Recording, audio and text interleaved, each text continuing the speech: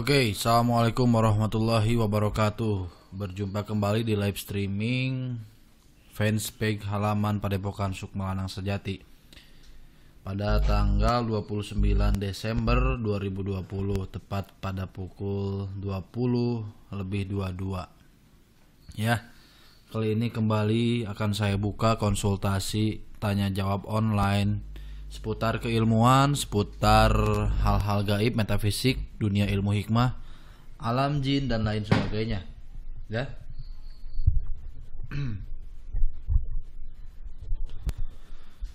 Baik, monggo teman-teman yang baru bergabung. Waalaikumsalam semuanya. Ada Muhammad Adib, Tio Prasetyo, Asijen Z, Rizky Fajar, Gojeker, Sugi-Sugi, Padepokan Pancer Sumerah Diri. Ada Fajar Plats Production Garut, Adit Dwi Rianto, ada Kufron Dipa atau Dipa Kufron, Satria Wibawa, ada Arif Dexter. Baru bergabung ada Mulyanto Gania. Waalaikumsalam warahmatullahi wabarakatuh. Monggo kita tunggu sampai 30 penonton. Baru kita masuk ke sesi tanya jawab.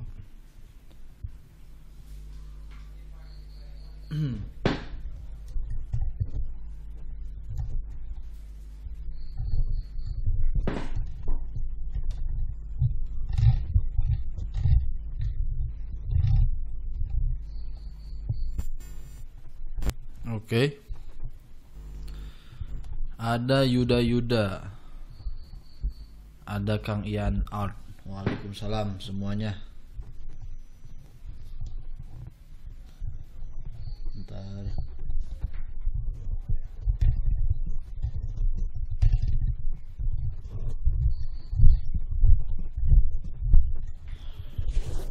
Setting dulu mikrofon.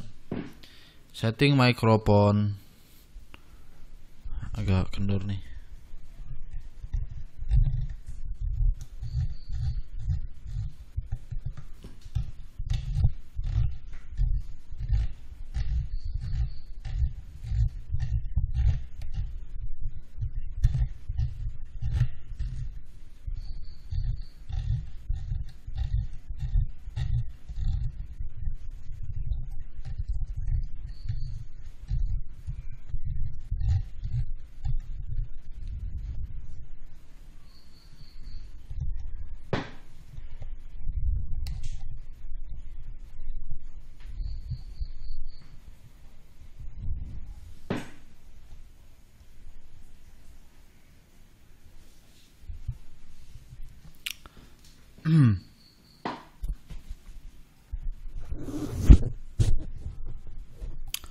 Oke. Sudah genap 34, mari kita masuk ke sesi tanya jawab. Assalamualaikum warahmatullahi wabarakatuh. Waalaikumsalam semuanya. Kang Firman, Kang Rafiq Hilal, Bundanya Nugraha, ada Asmurek Arek, Agung Unui Bilaga, ada Satria Wibawa. Baik, kita mulai dari pertanyaan pertama mengenai asal usul uang gaib. Untuk Yuda, asal usul uang gaib itu tidak ada uang dari alam gaib. Uang gaib itu semua asal usul dan sumbernya dari alam nyata. Kenapa? Karena kita manusia, uang yang kita pakai pun tidak bisa kita pakai uang dari alam gaib toh. Mata uang alam gaib bentuknya bagaimana, fisiknya seperti apa, itu jelas-jelas pasti akan berbeda dengan uang di alam manusia. Jadi untuk semua uang gaib yang digunakan ditarik dengan metode apapun itu, baik metode hitam ataupun putih, baik dengan ilmu-ilmu yang pakai tumbal-tumbalan ataupun dengan ilmu taksis, tabdil dan lain sebagainya, ilmu-ilmu yang memang biasa dikenal di dunia ilmu hikmah. Ada nafaqoh min goibilah, ada nafaqoh gaib, ada ilmu taksis kagod, ada ilmu asma kagod dan lain sebagainya. Uang gaib yang memang di dalam ilmu hikmah diperbolehkan dan halal, dan itu hukumnya hartafa ya. Hartafa itu sama dengan gonimah. Bedanya kalau gonimah itu kita peroleh lewat perang, kalau hartafa kita peroleh tanpa lewat perang. Hukumnya sama menurut fikih, dan itu halal saja dan sah-sah saja selama digunakan untuk kebaikan dan bukan untuk memenuhi hawa nafsu kita sendiri. Kenapa? Karena memang kalau ingin menarik uang gaib, tujuannya sudah aneh-aneh macam-macam, ilmu hikmah yang digunakan untuk menariknya pun tidak akan berfungsi. Saya jamin itu ya. Kembali ke pertanyaan, dari mana asal usul uang tersebut? Jelas asal usul uang tersebut berasal dari bank-bank juga. Si jinnya hanya mengambil dari bank ataupun dari orang dolim ataupun dari orang harbi yang memerangi Islam, yang memusuhi Islam, mereka mengambil dari sana, lalu dipindahkanlah uang tersebut di hadapan kita. Itu salah satu proses uang gaib seperti itu, dan itu sumbernya dari alam dunia. Satria Wibawa, waalaikumsalam. Gue mau tanya, suku jin di Indonesia yang sering mewujudkan diri itu wujud asli atau hanya tasyakulnya saja? Itu wujud tasyakul. Wujud tasyakul, karena wujud jin itu kalau masih jelas terlihat tangannya, kepalanya seperti apa, itu masih cantik. Kuntil anak, pocong pun masih cantik sebenarnya. Genderuwo pun masih cantik karena jelas kepalanya. Begitu jelas terlihat tangannya meskipun besar ya kasarnya, kakinya terlihat jelas. Karena wujud jin yang asli itu berdasarkan beberapa keterangan itu memang wujudnya di luar ekspektasi kita. Mungkin tidak mengerikan tapi lebih cenderung ke aneh, bentuknya aneh. Ada yang bentuknya kepalanya seperti lebar begitu, ada tangan dan kakinya kecil-kecil, ada yang bentuknya mata doang, ada yang bentuknya cahaya, ada yang bentuknya seperti bola api, ada juga, ada yang bentuknya seperti mata doang nyala dua, ada bentuknya seperti kuda merah tapi ukurannya besar dan bertanduk, ada. Itu banyak dijelaskan di beberapa kitab. Dan itu golongan ifrit rata-rata yang wujudnya kekar dan lain sebagainya itu golongan ifrit rata-rata ya. Nah, jadi kalau jin-jin yang diwujudkan di Indonesia itu masih cantik-cantik, masih ganteng-ganteng, fisiknya masih jelas, kakinya, tangannya masih berupa, masih wujud lah, bentuk fisiknya masih kelihatan kentara mirip manusia, itu masih cantik. Serius deh, masih cantik, masih indah wujud jin seperti itu. Karena wujud jin yang asli itu ya bener-bener aneh lah. Aneh, bener-bener aneh. Waalaikumsalam. Kang Aris Cikal baru bergabung. Alhamdulillah, amin ya robbal alamin. Ada Miftah Farid, Arif Dexter sang petualang baru bergabung. Oke, pertanyaan sudah mulai banyak, kita jawab satu-satu. Dari Miftah Farid, apakah bakat seseorang mempengaruhi dalam kesuksesan Miftah Farid pertanyaannya, apakah bakat seseorang mempengaruhi dalam kesuksesan dan belajar ilmu hikmah? Bullshit, omong kosong. Mau kiai, mau habib yang ngomong begitu, itu bohong. Nggak ada bakat-bakatan di dalam ilmu hikmah, nggak ada. Mentang-mentang duriah nabi, mentang-mentang nasabnya ulama, nasabnya Syekh Abdul Qadir, nggak berpengaruh. Serius deh, nggak ngaruh. Mau anak habib, mau anak Abu Jahal sekalipun kasarnya.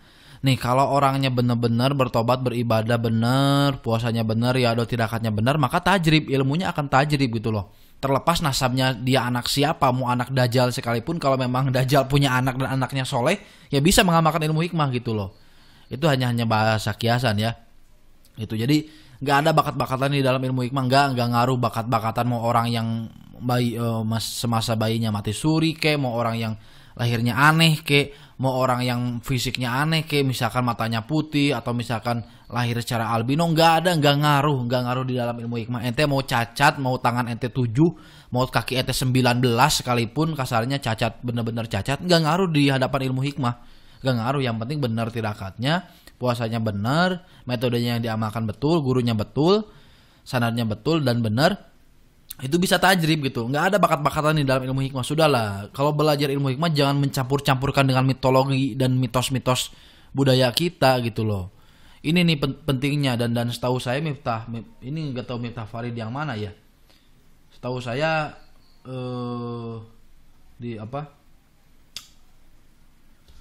di dunia kegaiban Nusantara sendiri memang banyak mitos-mitos seperti itu gitu, dan sangat aneh, benar-benar sangat aneh jika ada yang ngakunya pesantrenan, ngakunya belajar di pesantren tapi masih mempercayai mitos-mitos demikian, semacam mitos wadah batin lah, mitos bakat ilmu, bakat batin segala macam. Itu bullshit, serius itu bullshit. Yang menjamin dunia akhirat itu bullshit dan omong kosong.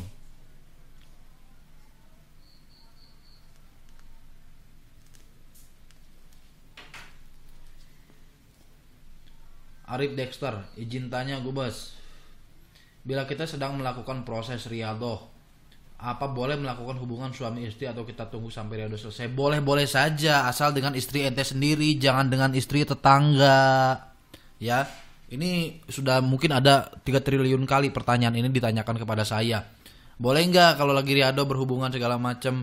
Boleh nggak berjima sama istri segala macam? Ya boleh lah, orang itu istri lu kok, bukan istri tetangga. Sah-sah saja, asal harus tahu. Masa iya lagi puasa jam 3 sore udah berjima? Tunggu buka dulu dong. Itu boleh sah-sah saja, nggak mempengaruhi, enggak, saya menjamin enggak mempengaruhi kalau memang sudah sah ya. Tapi kalau belum sah atau malah istri tetangga ya itu jelas ente bisa-bisa mati digorok suaminya.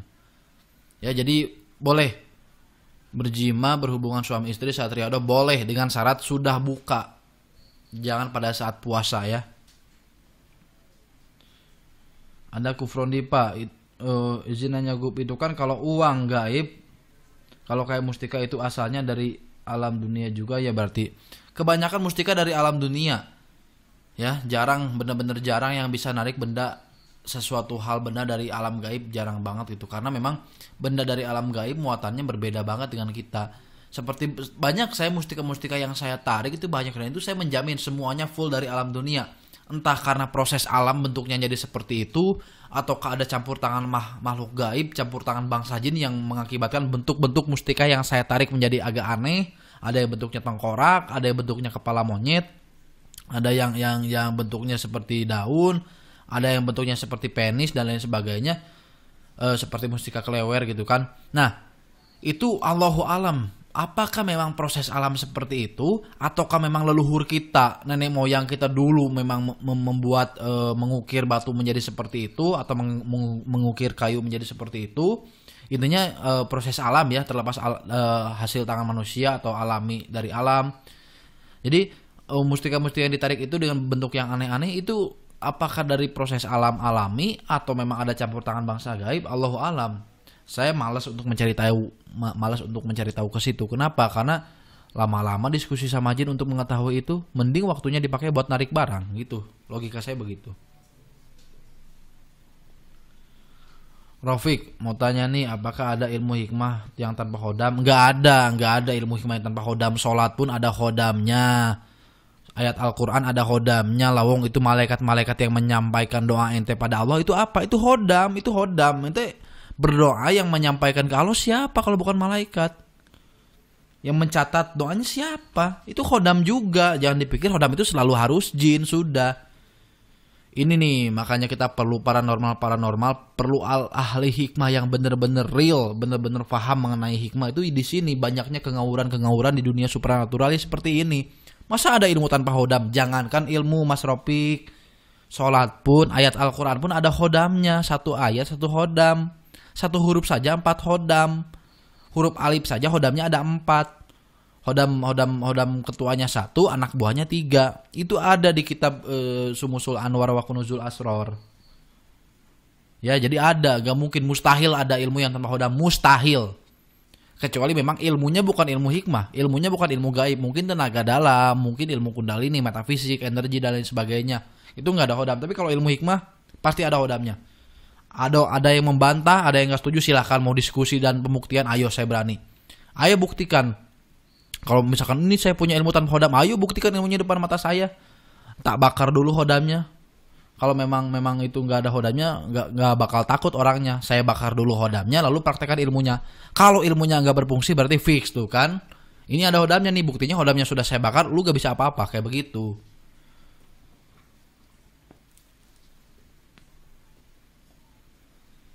Waalaikumsalam, Dedi Ahmad Samsul Bahri. Apa ini namanya, dikit banget. Dari Samsul Bahri, mau tanya Gub, apakah benar kalau orang yang susah dapat jodoh itu karena kena santet gantung jodoh, dan apa ciri-cirinya? Aduh, Indonesia. Penting ya sarapan makanan yang bergizi, jangan dikasih makan nasi aron, jangan kebanyakan makan asin. Minimal sekali-kali makan sehat lah, makan sayuran, buah-buahan, agar otak kita cerdas dan kritis dalam berpikir. Agar kita bisa berpikir idealis dan majemuk gitu ya. Karena kebanyakan masyarakat Indonesia susah jodoh dikit santet, sakitnya sembuh-sembuh santet, padahal psikosomatis. Banyak dibenci banyak orang santet. Labong sekarang susah jodoh lah, lihat dong. Ente fisik ente bagaimana? Badan bau, mandi jarang. Gitu loh. Ya mau gimana dapat jodoh kalau seperti itu, kan ikhtiar. Jodoh itu ikhtiar. Ikhtiarnya bagaimana? Sering mandi, sering ngajak kenalan, cari teman-teman, perbaiki diri, buka wawasan, buka perkenalan, buka lingkungan baru. Tubuh dibersihkan, yang gak rapi-rapi dibersihkan, pakai parfum, pakai minyak wangi, berbicara bertutur kata yang baik di depan wanita. Itu ikhtiar mencari jodoh. Lah ini kerja kagak, kerjanya tidur, badan bau, kagak mandi. Mau dapat jodoh gimana lah wong santet? Jangan kan disantet. Yang orang kayak begitu nggak disantet pun nggak bakal ada cewek yang mau gitu loh. Karena jodoh itu seperti rezeki, harus ada ikhtiar untuk menjemputnya. Rezeki itu sudah dijamin oleh Allah. Kalau kita nggak kerja ya nggak bakal dapat rezeki. Kita nggak ikhtiar nggak bakal dapat rezeki. Rezeki itu memang nggak kemana. Tapi kalau rezeki itu memang nggak kemana. Tapi kalau kita nggak kemana-mana, ya mau dapat rezeki dari mana? Gitu logikanya. Rezeki itu nggak bakal ketuker. Tapi kalau kita nggak kemana-mana untuk mencari rezeki, nggak berikhtiar, ya mau datang gimana? Begitupun jodoh. Jadi kalau ada yang dapat susah jodoh, bahas santet segala macam, enggak. Jangan dulu ngomong santet, ente introspeksi dulu. Ya, ente introspeksi dulu ke dalam diri ente. Apa nih yang kurang? Kenapa kok gue nggak ada cewek yang suka sama gue gitu loh, sebelum menyalahkan santet ya. Gitu loh. Karena sekarang kalau saya jawab, oh ini santet ciri-cirinya begini, ya panjang lagi ke sononya. Si orangnya jadi malas memperbaiki diri, malas mandi, malas beli minyak wangi, malas jadi orang ganteng, malas pakai baju bagus. Kenapa malas seperti itu? Karena di dalam pikirannya, percuma gue begini, lawang gue kena santet, mending gue cari dukun aja. Nah gitu yang saya takutkan begitu. Jadi perbaiki dulu penampilan, semua perbaiki, wajah perbaiki. Nggak perlu minder dengan wajah yang hitam, nggak perlu minder dengan wajah banyak jerawat segala macam. Nggak perlu seperti itu. Hitam asal bersih, sering cuci muka, sering wudhu, pakai pelembab, pakai apalah itu sabun muka. Rambut kalau memang kurang menarik, gondrong dan banyak kutunya dipangkas, dirapihin, pakai pomade, pakai Gatsby. Itu loh. Itu dulu perbaiki dulu penampilan, semuanya perbaiki. Lingkungan juga, percuma penampilan ganteng kalau nggak punya lingkungan, nggak punya perkenalan, nggak punya pertemanan. Mau dapat cewek gimana gitu, mau dapat jodoh gimana gitu kasarnya kalau lingkungannya nggak ada ya. Itu semua perbaiki dulu. Kalau itu semua sudah diperbaiki dan masih nggak ada perkembangan soal jodoh, datang lagi ke saya. Saya nggak mau jawab langsung ini santet apa begini, nggak mau. Perbaiki dulu pribadinya, dari mulai penampilan, tutur kata, attitude dan lain sebagainya perbaiki, lingkungan pertemanan perbaiki. Kalau memang sudah diperbaiki dan nggak ada perkembangan, baru balik lagi ke saya. Khusus Mas Samsul Bahri.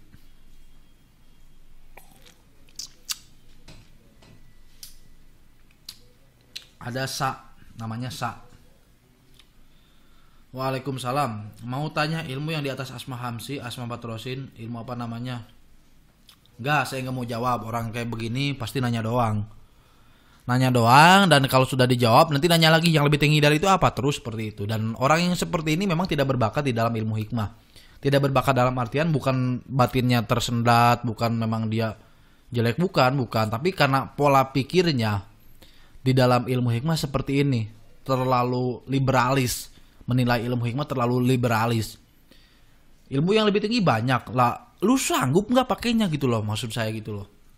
Ini orang menanya ilmu yang lebih tinggi, yang tinggi gitu kasarnya.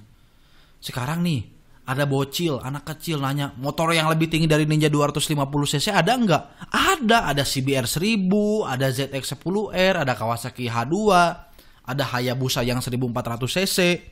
Banyak motor yang lebih tinggi dari Ninja 250. Tapi lu bisa nggak pakainya? Lawang Ninja 250 aja lu belum maksimal pakainya.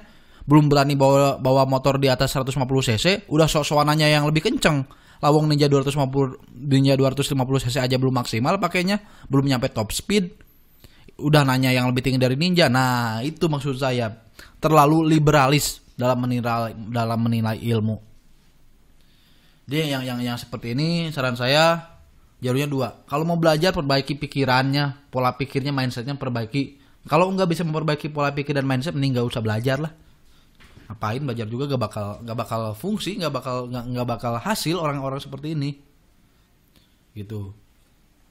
Mohon maaf ya, saya kalau ada pertanyaan-pertanyaan seperti ini, saya jawabannya tegas, bodoh amat orangnya mau sakit hati atau kagak, bodoh amat, saya nggak mikir lah, wong lu tanya gue jawab gitu loh. Ya kalau nggak mau pedes-pedes nanyanya jangan ke saya. Kalau saya pasti jawaban orang bertanya pasti saya jawab, dan saya jawab dengan jawaban yang memang betul-betul frontal dan tegas. Karena orang-orang kalau selalu harus dibaiki nggak masuk, serius deh. Harus sedikit perlu ketegasan gitu loh. Lu salah, ini harus begini gitu loh. Harus ada ketegasan. Makanya siap-siap. Saya nggak benci, nggak marah. Cuman memang cara saya menjawab ya seperti itu. Kalau ibaratnya kalau borok ya nggak bakal saya baik-baikin. Kalau borok ya langsung saya siram pakai betadine sama alkohol. Meskipun sakit tapi menyembuhkan gitu loh. Ada Hilal Cikande Serang mau nanya nih Gub. Untuk menjadi ahli supranatural yang handal, apakah perlu mempunyai ilmu yang banyak, topi kurang paten, atau sedikit tapi paten? Untuk menjadi seorang ahli hikmah supernatural yang handal, ilmu banyak tapi kurang paten atau sedikit tapi paten? Ya jawabannya ilmu mau banyak mau sedikit asal paten. Ya sekarang percuma kan punya ribuan kitab tapi nggak ada ilmu yang paten yang benar-benar bisa digunakan untuk keperluan kita. Untuk apa? Kita banyak gitu loh. Makanya yang utamanya paten, ilmunya mau sedikit mau banyak, yang penting paten tajrib saat digunakan ampuh cesplang itu. Gitu loh. Jadi nggak perlu banyak-banyak ilmu. Ada kok murid saya yang cuman punya asma natsum tapi dia pasiennya banyak, ada. Dia cuman punya asma natsum, dia sudah cocok dengan asma natsum. Dia garap hajat-hajat pasiennya pakai asma natsum dan dia nggak maharin ilmu yang lain karena sudah cocok di situ. Dan ilmunya benar-benar matang dan tajrib gitu loh. Jadi poinnya bukan banyak atau sedikitnya ilmu, tapi ampuh tajrib atau tidaknya ilmu yang dipegang gitu loh. Tio Persetio mau tanya Gub, kalau dari Primbon Jawa itu kan yang saya baca orang kelahiran Jumat Wage itu selalu mengalami kesialan. Kalau dari hikmah itu apa ada seperti Primbon Jawa tersebut Gub? Dan cara yang bagus untuk merawat diri atau menghilangkan kesialan tersebut bagaimana, dan ilmu apa saja yang pas untuk diamalkan? Yang pertama soal Primbon, jangan terlalu percaya. Karena saya paham betul, saya banyak kitab Primbon, saya banyak memiliki kitab Primbon. Karena begini, contoh ya soal perjodohan. Antara si A dan si B itu kalau menikah akan begini setelah dihitung ya, Senin Kamis Minggu Wage itu akan cerai. Ada tuh kalau nggak salah ada pati, ada pati, ada apa banyak kok itu hasilnya ya. Nah ternyata di kitab itu banyak rumus perhitungan. Ada perhitungan Primbon yang dikurangi 7, ada yang dibagi 7, ada yang dibagi 3, ada yang dibagi 5 gitu loh. Nah di Primbon ini yang tidak saya pahami begini, saat pernikahan antara si A dan si B jelek di perhitungan A, tapi malah bagus di perhitungan B, dan malah lebih bagus lagi di perhitungan C, tapi di perhitungan D malah buruk lagi. Nah jadi rumus di Primbon ini kalau saya pribadi menyimpulkan Primbon ini seperti main tebak-tebakan saja. Kenapa? Karena rumus Primbon banyak, di sini jelek, di sini bagus. Pakai rumus itu jelek, pakai rumus ini bagus. Dan itu random, maksud random itu bener-bener nggak ada pakem yang kuat.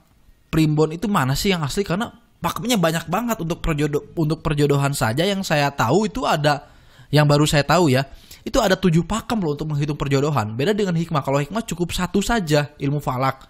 Cara hisab jodoh itu ada 1 hisab pernikahan. Nah kalau ilmu falak memang saya akui akurat hasilnya, dan ilmu pakem hisabnya pun hanya 1 itu saja. Jadi kita nggak bingung. Beda dengan Primbon, pakem hisabnya banyak banget. Di sini nggak cocok, di sini cocok, di sini jelek, di sini bagus. Nah jadi ini mana nih yang harus gue pakai, yang mana gitu loh. Saya sampai nyampe ke situ. Ini yang harus gue pakai yang mana gitu loh.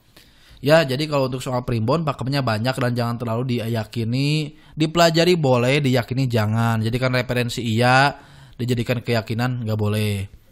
Ya. Karena yang pertama kita nggak tahu siapa pembuat Primbon, dia beragama Islam atau tidak, menyembah Allah atau tidak. Itu yang pertama. Yang kedua, perhitungannya banyak. Ini apakah perhitungan benar-benar ada rumusnya, ada kaidah perhitungannya, atau memang hanya tebak-tebakan dari leluhur kita saja? Nah gitu maksud saya. Jadi kalau untuk soal primbon jangan terlalu dipikirkan, jangan terlalu diyakini, sudah anggap saja itu referensi saja. Hanya bahan bacaan saja ya. Saya pun ada primbon, ada. Kitab primbon saya ada beberapa malah lebih dari satu. Cuman saya tidak meyakini kitab tersebut. Saya hanya haus ilmu dan ingin tahu primbon itu seperti apa sih. Setelah saya punya kitabnya, saya baca, oh begini tuh, ya sudah gitu loh. Untuk hajat sehari-hari nggak saya gunakan primbon. Ada Wahyu, bentar ini belum selesai ya, Tio Prasetyo. Nah, kalau dari ilmu hikmah itu ada apa ada ya seperti primbon, ada ilmu falak kan, ada ilmu falak kalau di hikmah ya. Cara bagus untuk merawat diri dan menghilangkan kesialan. Kesialannya dalam konteks apa? Kesialannya seperti apa dulu? Kadang sekarang orang-orang begini ya, orang-orang itu hidup seminggu 7 hari, 6 hari beruntung, 1 hari sial. Dari 7 hari itu hanya 1 hari yang sial, tapi setelah mendapati kesialan dia mengklaim gue orang paling sial. Lah wong lu dapat sial cuma sehari kok, yang 6 hari beruntung lu gak mikir.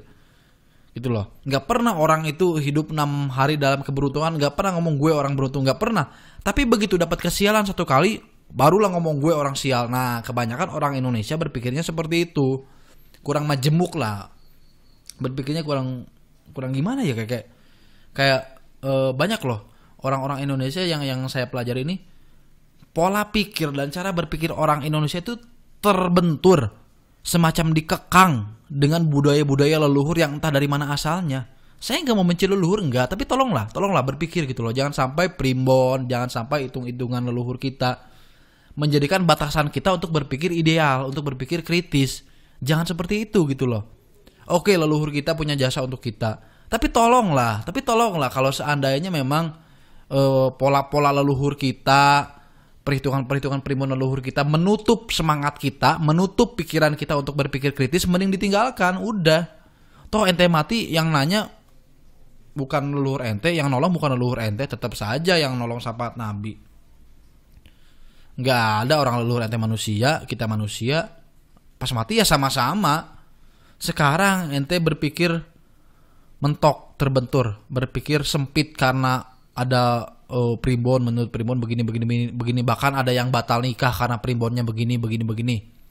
Sekarang ente batal kawin, ente kesiksa, siapa yang susah? Lu sendiri yang susah. Sedangkan leluhur lu yang bikin primbon dia sudah mati, sudah diam di kuburan, dia nggak tahu apa-apa lah. Wong yang bikin primbon aja sudah nggak tahu apa-apa, ya sekarang lu malah disusahkan dengan primbon tersebut. Gitu maksud saya. Jangan sampai seperti itu, jangan. Kecuali memang kalau perhitungannya sudah betul-betul akurat, ada pakem satu yang memang betul-betul mantap dan sudah teruji gitu loh. Seperti falak kan pakemnya hanya satu, hisab abjadi itu hanya satu, nggak ada banyak hisab abjadi gitu loh. Dan itu hasilnya akurat gitu, nggak beda seperti primbon itu banyak banget itu rumusnya. Rumus pernikahan aja banyak banget, di sini jelek, di sini bagus, ini jelek, di sini bagus lah. Saya bingung, gue harus pakai yang mana gitu loh. Oke, menurut rumus pertama bagus, tapi menurut rumus kedua jelek. Oke, menurut rumus ketiga bagus, tapi menurut rumus keempat jelek. Terus seperti itu. Jadi untuk primbon jangan terlalu dipikirkan lah. Anggap saja itu sebagai referensi saja, sebagai tambahan pengetahuan saja di samping ilmu hikmah.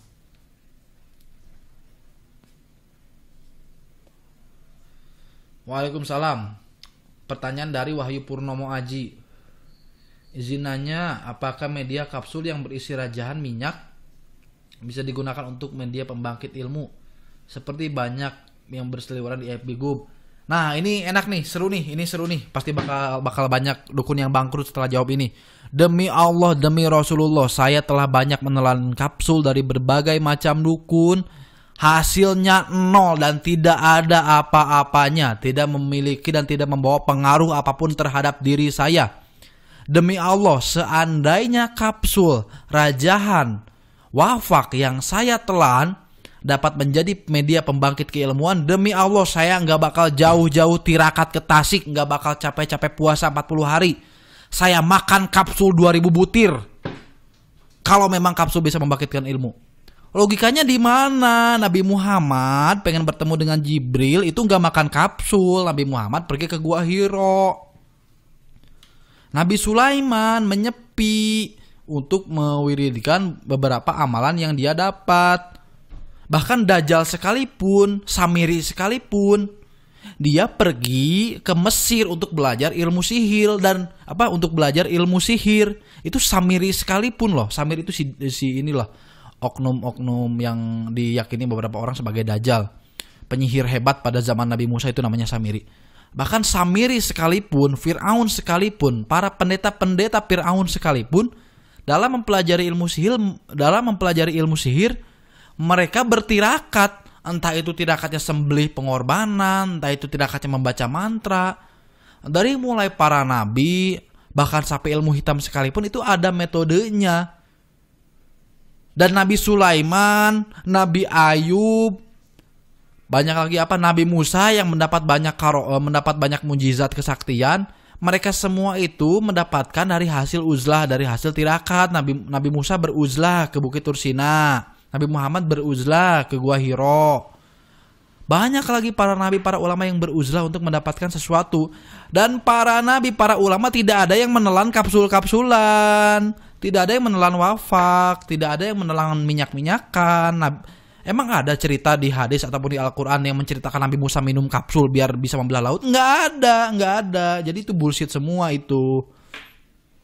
Nggak ada ilmu untuk membangkitkan nggak ada kapsul untuk membangkitkan keilmuan. Nggak, bohong. Saya menjamin ini dunia akhirat. Saya berani mempertanggungjawabkan pertanyaan saya dunia akhirat. Jangan dulu ke akhirat, jauhlah. Di dunia saja. Kalau ada orang yang tersinggung dengan jawaban saya tadi, silahkan datang, kita diskusi dan kita minta pembuktian. Itu saja. Yang tidak bisa membuktikan statementnya, silahkan bubarkan padepokannya. Sudah seperti itu.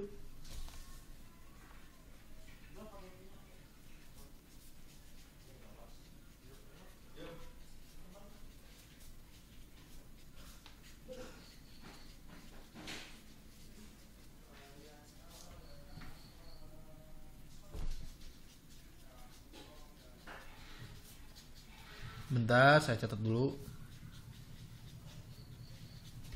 Oke, lanjut ya. Siap-siap nih, setelah ini banyak dukun yang kepanasan kayaknya. Lanjut Eko Maruli. Dalam ilmu hikmah ada istilah idmar. Boleh dijelaskan idmar yang di apa sih itu? Idmar. Idmar ini maksudnya apa?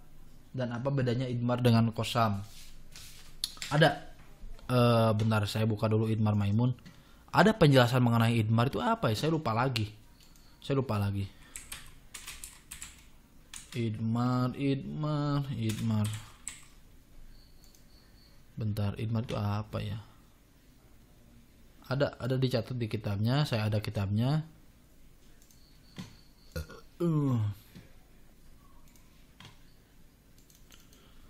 File kita banyak banget ya, di PC saya banyak banget file kitab-kitab yang sudah diterjemahkan, ada yang belum diterjemahkan banyak banget. Jadi kalau memang ada yang tidak saya ketahui ya saya buka kitab, per-peran aja, saya nggak bakal so sakti, nggak bakal so paham.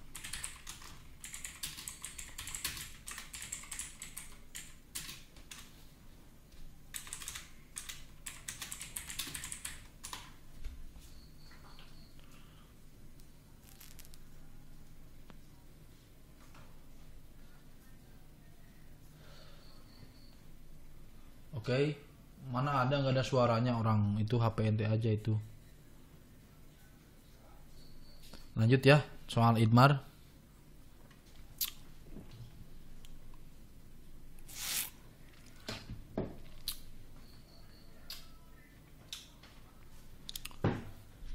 Nah, ini lagi dicari file kitab tentang idmar. Sambil menunggu filenya ditemukan, sekarang kita jawab dulu pertanyaan dari Padepokan Pancer Sumrah Diri. Izin tanya Gub. Untuk pembukaan mata batin dan sebagainya, apakah pembukaan mata ajna dalam metodologi,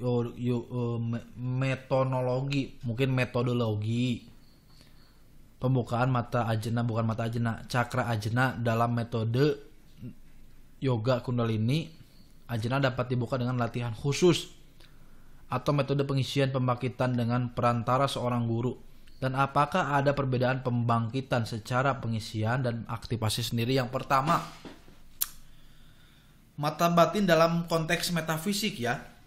Ini bertanya mata batin dalam konteks metafisik atau dalam konteks ilmu hikmah. Karena kalau di dalam konteks ilmu hikmah, tidak ada teknik olah nafas apapun yang dapat membuka mata batin. Karena mata batin itu kuncinya ada di Allah. Kalau Allah sudah buka hijabnya, baru dia bisa melihat sesuatu hal yang gaib. Beda dengan mata batin dalam metodologi ajna, dalam metodologi kundalini. Kundalini dan ajna itu dua hal yang berbeda. Kundalini itu metodologi olah nafas, metodologi metafisika yang berasal dari Nepal kalau nggak salah ya, untuk Kundalini berasal dari dataran tinggi Nepal. Sedangkan ajna sendiri, cakra ajna berasal dari India. Di India energi dikenal dengan nama prana. Prana di Cina dikenal dengan nama yin dan yang. Di Nepal ada namanya kundalini. Gitu. Nah, ajna itu nggak bisa dibuka dengan metode kundalini, nggak bisa. Pembukaan cakra ajna harus pakai metodologi prana yang asalnya dari India. Metodologi kundalini beda lagi, ada caranya lagi, olah nafasnya pun berbeda. Itu loh. Di dunia barat dikenal dengan nama ada namanya Mesmeris. Anton Mesmer, penemu energi tersebut Anton Mesmer. Nah, jadi pembukaan mata batin dalam segi metafisika, baik secara prana ataupun secara kundalini, itu tidak berpengaruh apa-apa dalam prosesi melihat bangsa jin. Kalaupun mata ajna tersebut dibuka, paling mentok-mentok hanya pada kekuatan feeling dan firasat yang sangat kuat. Firasatnya tajam, feelingnya kuat. Itu saja mata batin dalam konteks metafisika. Tidak bisa sampai melihat jin, enggak bisa. Itu dan apakah ada perbedaan pembangkitan secara pengisian dan pengaktifasian sendiri? Ada pembedanya, ada. Bagaimana pembedanya? Itu mending dirasakan karena susah kalau untuk dijelaskan ya. Nah, kembali ke pertanyaan Eko Maruli. Idmar ini maksudnya apa? Nah, kalau idmar itu artinya menyembunyikan. Kalau kosam kan sumpah. Kalau asma itu nama. Kalau idmar itu menyembunyikan. Ilmu idmar seperti ini biasanya untuk mengeluarkan hal-hal yang tersembunyi, seperti idmar ifrit maimun adalah cara untuk menghadirkan ifrit maimun yang tersembunyi dan lain sebagainya. Jadi idmar itu merupakan jenis ilmu. Kosam susunan ilmu, asma itu sama kayak gimana? Aduh susah gue jelasinnya. Asma ini sudah pasti kosam, tapi kosam belum tentu asma. Karena di dalam kosam pasti ada asmanya di situ. Tapi tidak semua asma berisi kosam. Kalau idmar sama. Semua idmar pasti asma. Tapi tidak semua asma ada idmarnya. Dan itu untuk menjelaskan itu panjang banget deh. Mending baca kitabnya sendiri deh. Karena saya bukan gak bisa menjelaskan. Tapi gimana ya untuk mentransfer pemahaman saya kepada orang itu yang bingung loh. Bingungnya kenapa? Saya semacam gue ngerti ini gitu loh. Saya ngerti ini. Cuman cara pengungkapannya bagaimana itu loh yang bingung. Lanjut ke Muhammad Adib. Waalaikumsalam. Sedikit bertanya, adakah penyakit suka sesama jenis atau gay bisa disembuhkan dan menghilangkan tabiat buruk? Bisa. Penyakit gay bisa disembuhkan. Tabiat buruk bisa disembuhkan juga. Namun untuk penyembuhan tabiat seperti ini, kalau gay ya, kalau kita bahas gay dulu, kalau gay bisa dengan hipnoterapi, bisa dengan doa dan lain sebagainya, ada doa-doa khusus. Kemudian kalau untuk tabiat buruk itu rata-rata proses pengobatannya biasanya dengan cara mengganti nama, menyembelih fida dan lain sebagainya.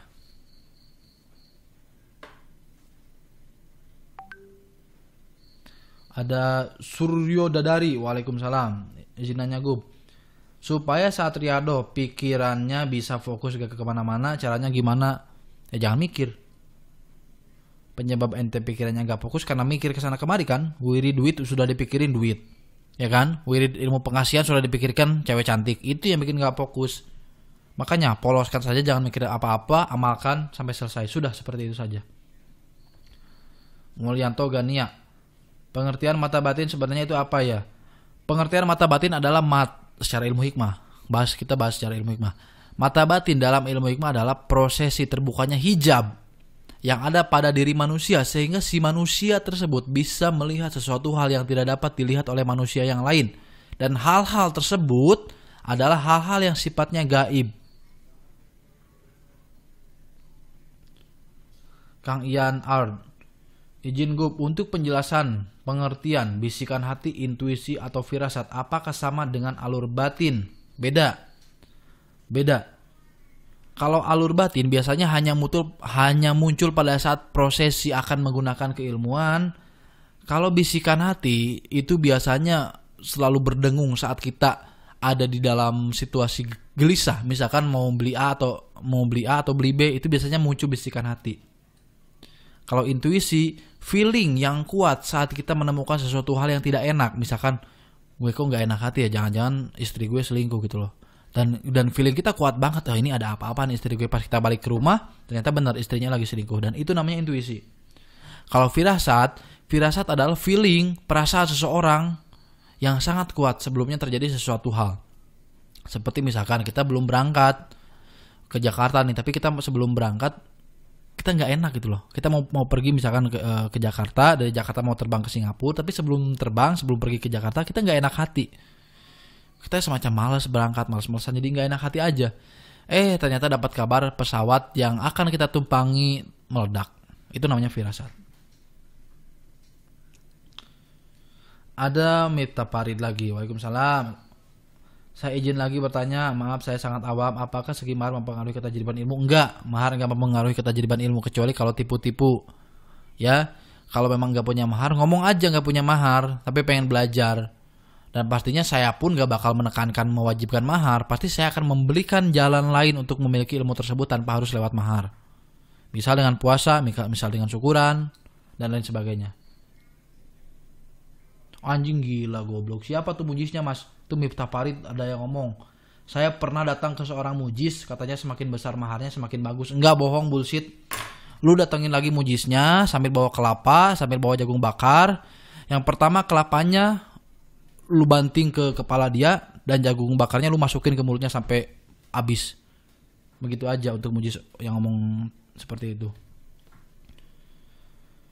Wahyu Purnomo Aji, mungkin bisa dinaikkan ke konten YouTube gue biar yang awam bisa cerdas milih guru. Nah, pasti tadi kan sudah saya catat mas. Jadi ada pertanyaan-pertanyaan yang penting, yang intens, pasti selalu saya catat. Pertanyaan penting, intens dan mungkin dapat berguna untuk banyak orang, pasti saya catat dan akan saya naikkan ke konten YouTube. Itu pasti itu.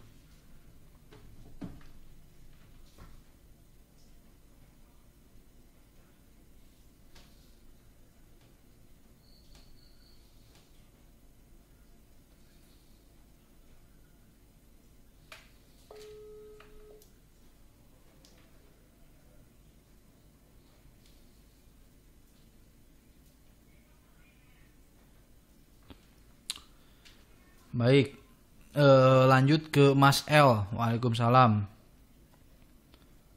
Izin tanya, perbedaan pengijazahan suatu ilmu ada tingkatan, ada yang guru, ada yang murid. Bukankah amalan asma dan sanadnya pun sama? Memang betul sanad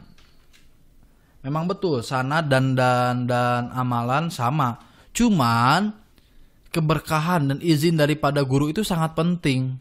Pentingnya di mana? Pentingnya adalah agar ilmu yang kita amalkan bisa lebih mudah. Bisa kalau bahasa kita apa ya? Di ACC, di alam ruhani gitu loh. Karena kalau tidak ada sanad, kalau tidak ada ijazah dari guru, kita baca asma sampai jontor sekalipun gak bakal sampai tembus ke alam ruhani. Kenapa? Karena bahasa simpelnya asma kosam yang dibaca itu ilegal. Belum ada legalitas. Dan bangsa rohani yang memang mendengar doa kita sekalipun, mereka tidak akan merespon dan tidak akan membantu kita. Karena doa asma yang kita baca pun tidak sampai kepada mereka. Kenapa tidak sampai? Karena ada faktor legalnya. Tanpa sanad, tanpa izin mengijazahkan, tapi kau sudah mengijazahkan, tapi kau sudah mengamalkan. Maka dari itu tidak akan berfungsi. Amalan apapun itu, baik hizib, asma, kosam, rotib sekalipun, manakib sekalipun, itu gak bakal ngaruh. Kemudian Ada Mas Tri Kuncoro. Waalaikumsalam. Ada Faruk Zoda. Ini sudah cukup lama juga kita live streaming. Beberapa menit lagi, 3 pertanyaan lagi lah. 3 pertanyaan lagi kita tutup ya. Apakah bisa diamalkan lagi? Kalau asma jazu nggak pernah diamalkan lagi, apakah harus diusul lagi? Yang pertama, amalan apapun itu meskipun tidak kita amalkan, meskipun doanya tidak kita baca, asal kita sudah mendapat ijazah dari mujiz bersangkutan, mau tidak diamalkan 20 tahun sekalipun, itu masih bisa diamalkan. Karena ada faktor legalitasnya gitu loh. Diamalkan misalkan 50 tahun kemudian, tapi kita dulu dapatnya dapat amalan tersebut lewat ijazah yang benar, maka itu masih berfungsi doanya.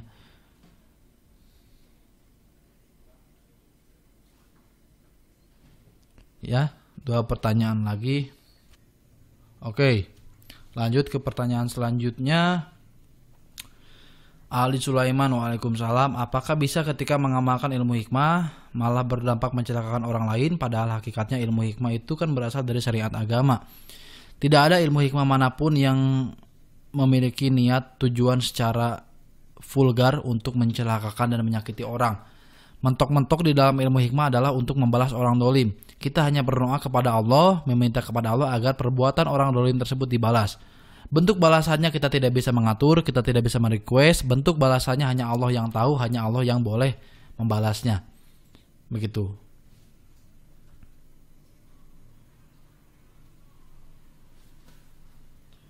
Bedul Raden Mas Culiniti. Waalaikumsalam. Bagaimana tanggapan kita ketika ada praktisi yang menceritakan pengalamannya bahwa ketika meraga sukma dia mampu menembus dimensi lain? Dan yang perlu digarisbawahi, dia juga mampu menembus alam surga neraka dan juga bisa naik ke langit saf 7. Pertanyaannya, apakah benar bahwa ilmu mata batin meraga sukma itu sukma kita bisa sampai langit saf 7, bahkan bisa sampai surga dan neraka? Bohong besar, tidak ada kelanjutannya, tidak ada jawaban panjang untuk pertanyaan itu. Jawabannya cukup 1, singkat, padat, dan jelas. Bohong besar. Sudah. Baik ya, sudah hampir 50 menit. Alhamdulillah, kita sambung lagi di lain waktu. Monggo apabila ada pertanyaan silahkan di list, disimpan baik-baik dulu, dicatat di handphonenya ataupun di bukunya. Kelak kita bertemu lagi di live streaming konsultasi tanya jawab selanjutnya. Maka pertanyaan tersebut bisa diajukan ke saya dan insya Allah saya jawab berdasarkan kapasitas dan kemampuan saya. Kita sudahi live streaming malam hari ini. Akhirul kalam, kita kirimkan Al-Fatihah kepada diri kita masing-masing. Qadzotu ila ruhi, sebut nama lengkap dan nama kedua orang tua. Qadzotu ila ruhi. Sayyulillahi lana walahumul fatihah. A'udzu billahi minasyaitonir rajim. Bismillahirrahmanirrahim. Alhamdulillahirabbil alamin arrahmanirrahim maliki yaumiddin. Iyyaka na'budu wa iyyaka nasta'in ihdinas siratal mustaqim siratal ladzina an'amta 'alaihim ghairil maghdubi 'alaihim waladdallin amin. Sekian live streaming malam hari ini, kita sambung di lain waktu. Kita bertemu lagi di live streaming selanjutnya di fanspage Padepokan Sukma Lanang Sajati. Assalamualaikum warahmatullahi wabarakatuh.